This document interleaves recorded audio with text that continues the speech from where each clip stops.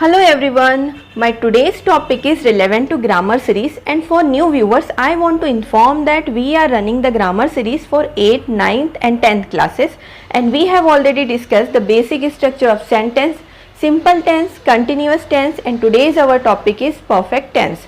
For better understanding, watch the previous video. You will get the link in description box. And if you like to watch my videos, please subscribe to my channel, like it and share it. Now move on to the topic. ये है हमारे tenses का table. इसमें जो है हम simple tense देख चुके हैं, हम कंटिन्यूअस टेंस भी देख चुके हैं। आज का जो हमारा टॉपिक है वो है परफेक्ट टेंस, जिसमें आता है present perfect, past perfect and future perfect. Okay, so सबसे पहले हम प्रेजेंट परफेक्ट टेंस देख लेते हैं। उसकी डेफिनेशन की activity started in the past and continuous to the present. ऐसी एक्टिविटी जो पास्ट में ज़माने माजी में शुरू हुई थी और ज़माने हाल तक कंटिन्यू है, यानी प्रेजेंट टेंस में भी कंटिन्यूअस है। ठीक है, या फिर ऐसे सेंटेंसेस जो रिसेंटली फिनिश्ड हुए हैं, ऐसा काम जो रिसेंटली फिनिश्ड हुआ है। फॉर एग्जाम्पल, मैं अपना काम कर चुकी हूँ, ठीक है, यानी कि मैंने अभी अपना काम किया है रिसेंटली। ओके, और इन सेंटेंस को जो है आप चुका, चुकी या फिर है जैसे अल्फाज से भी पहचान सकते हैं। तो अब जो है हम सेंटेंस का बेसिक स्ट्रक्चर शॉर्टली देख लेते हैं, क्योंकि इसे हम जो है डिटेल में पार्ट 1 में ऑलरेडी डिस्क्राइब कर चुके हैं। सो आप रेफरेंस के लिए पार्ट 1 देख सकते हैं। ओके, सो यहाँ पर आता है कि subject plus verb plus object. अगर आप किसी भी सेंटेंस का फॉर्मेट देखोगे तो वो इसी तरह से होगा, subject plus verb plus object. अब जैसा कि हम जानते हैं कि टेंसेस में जो है सब्जेक्ट के बाद हमेशा हेल्पिंग वर्ब आता है और वर्ब के फॉर्म में चेंजेस आते हैं, जिसमें वर्ब का फर्स्ट फॉर्म आता है, सेकंड फॉर्म आता है या तो फिर थर्ड फॉर्म यूज होता है। ओके, सो अब आइए देखते हैं कि प्रेजेंट परफेक्ट टेंस में जो है सेंटेंस का स्ट्रक्चर किस तरह से होता है। अब इसमें जो है सब्जेक्ट के बाद हेल्पिंग वर्ब आता है हैज और हैव, ठीक है, और वर्ब का थर्ड फॉर्म। अब इसमें हैज और हैव किसके साथ आता है? सो जो हैज है वो हमेशा शी, ही और इट के साथ आता है, और जो हैव है वो हमेशा आई, यू, दे और वी के साथ आता है। ओके, सो यहाँ पर सेंटेंस में शी आया है, इसलिए उसके साथ जो है हैज आएगा और वर्ब का थर्ड फॉर्म हो जाएगा। ओके, सो ये हो जाएगा she has written a book. अब हम आते हैं दूसरे सेंटेंस पे कि वो खाना खा चुका है। ठीक है, यहाँ पे वो आया है इसलिए हम ही या शी का यूज करेंगे, और हम देख चुके हैं कि ही, शी और इट के साथ हेल्पिंग वर्ब हैज आता है। सो यहाँ पर ही हैज ईटन, वर्ब का थर्ड फॉर्म आया है, ईटन आया है, he has eaten the food. Okay, अब जो है इस सेंटेंस को हम दो तरीकों से भी कह सकते हैं। हम जो है इसका निगेटिव भी बना सकते हैं और इंट्रोगेटिव भी, यानी इनकारिया जुमला और सवालिया जुमला। ओके, सो हम ये चीज़ हर वीडियो में डिस्कस कर रहे हैं कि जो भी पॉजिटिव या सिंपल सेंटेंस रहेगा हम उसे जो है दो तरीकों से कह सकते हैं। ठीक है, सो आइए देखते हैं इसका निगेटिव सेंटेंस। सो अब यहाँ पर कोई ख़ास इंपॉर्टेंट रूल नहीं है, बस क्योंकि सेंटेंस निगेटिव है, इनकारिय है, इसलिए इसमें नॉट आएगा, हेल्पिंग वर्ब के बाद नॉट आएगा, और बाकी जो सेंटेंस है एज इट इज़ रहेगा, जैसे कि वर्ब का थर्ड फॉर्म ही आएगा। ओके, सो ये हो जाएगा he has not eaten the food, उसने खाना नहीं खाया है। ओके, और अगर हम इसका सवालिया जुमला या इंट्रोगेटिव सेंटेंस बनाते हैं तो यहाँ पर जो है हेल्पिंग वर्ब पहले आ जाएगा। सो ये हो जाएगा has he eaten the food, और बाकी जो सेंटेंस है एज इट इज़ रहेगा। ओके, क्या उसने खाना खाया है, has he eaten the food. Now we see one more sentence, I have seen. ये हुआ पॉजिटिव, मैं देख चुका हूँ। ठीक है, क्योंकि आई आया है इसलिए आई के साथ हैव का यूज़ होगा। अब इसका निगेटिव होगा कि आई हैव नॉट सीन, मैंने नहीं देखा है। ठीक है, अब क्योंकि ये नेगेटिव सेंटेंस है इसलिए इसमें नॉट का यूज़ हुआ है।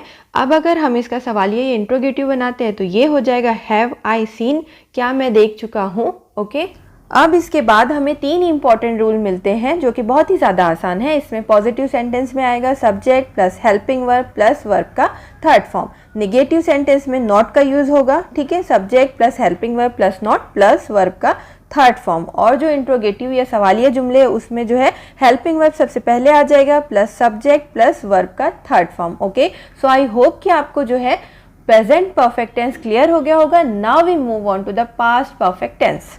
सो अब सबसे पहले हम इसकी डेफिनेशन देख लेते हैं कि it is use to express the action completed in past. जो काम पास्ट में कंप्लीट हो चुका है एक स्पेसिफिक टाइम पर, उसे हम जो है पास्ट परफेक्ट टेंस कहते हैं। For example, I had done my work. Okay, मैं अपना काम कर चुका था। अब यहाँ पर हम स्पेसिफिक टाइम या डे भी मेंशन कर सकते हैं कि I have done my work on Monday, मैं मंडे को अपना काम कर चुका था। ओके, इसके अलावा जब पास्ट में एक साथ दो काम या दो एक्शन हो रहे हो तब भी हम जो है पास्ट परफेक्ट टेंस का यूज करते हैं। इसमें जो फर्स्ट सेंटेंस बनेगा वो पास्ट परफेक्ट टेंस में बनेगा और जो सेकंड रहेगा वो सिंपल पास्ट टेंस में रहेगा। Okay, now we see the example of it. यहाँ पर हमारा सेंटेंस है कि I had done my work When my brother arrived। Okay, so यहाँ पर दो एक्शन बताए गए हैं जो कि पास्ट में कंप्लीट हो चुके हैं। First one, I had done my work, मैं अपना काम कर चुका था।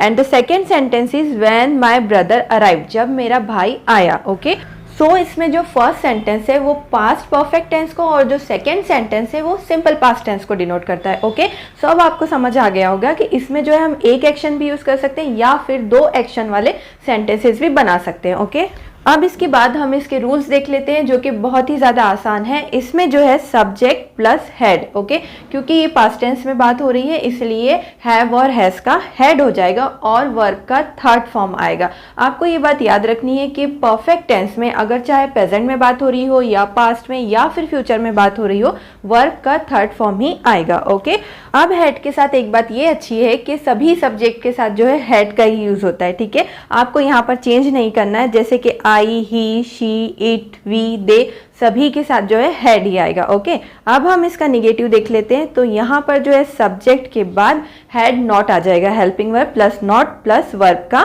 Third form. ओके, और सवालिया जुमले इंट्रोगेटिव सेंटेंस में जो है हेल्पिंग वर्ब सबसे पहले आ जाएगा, देन सब्जेक्ट, देन वर्ब का थर्ड फॉर्म। ओके, अब हम जो है इसके निगेटिव और इंट्रोगेटिव सेंटेंस देख लेते हैं। तो सबसे पहले हम शुरुआत करते हैं पॉजिटिव से।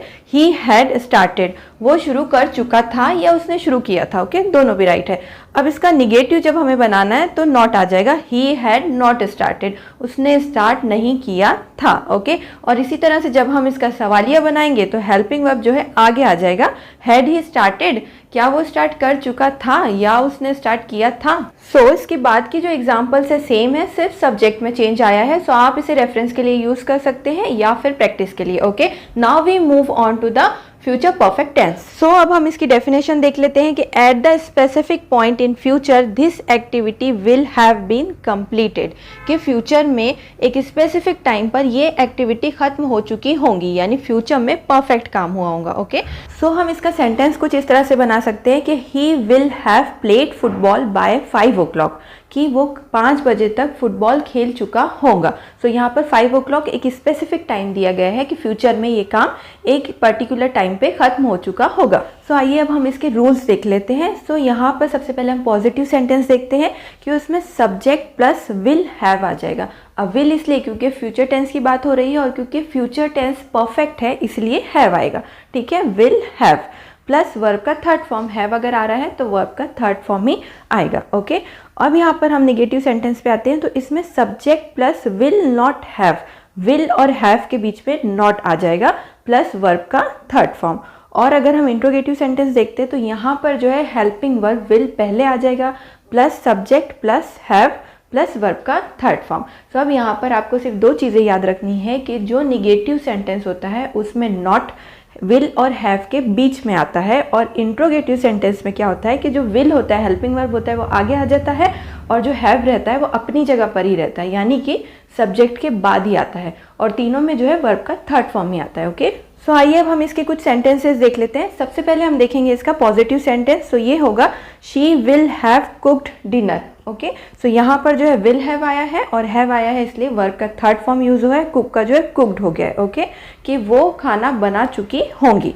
अब इसी का हम नेगेटिव देख लेते हैं कि she will not have cooked dinner. ठीक है, वो खाना नहीं बनाएंगी। हम कहते हैं ना कि हम कल ये काम नहीं करेंगे, मतलब हम परफेक्ट टेंस में बात कर रहे हैं लेकिन फ्यूचर की, कि कल हम ये काम नहीं करेंगे। ओके, सो ये हो जाएगा कि she will not have cooked dinner. इसमें नॉट जो है विल और हैव के बीच में आ रहा है। ओके, अब हम इसका इंट्रोगेटिव देख लेते हैं कि इंट्रोगेटिव में हेल्पिंग वर्ब हमने हर जगह देखा है कि हेल्पिंग वर्ब आगे आ जाएगा और हैव जो है वो उसी की जगह पर रहेगा, मतलब सब्जेक्ट के बाद आएगा। सो ये हो जाएगा will she have cooked dinner, क्या वो खाना बना चुकी होंगी।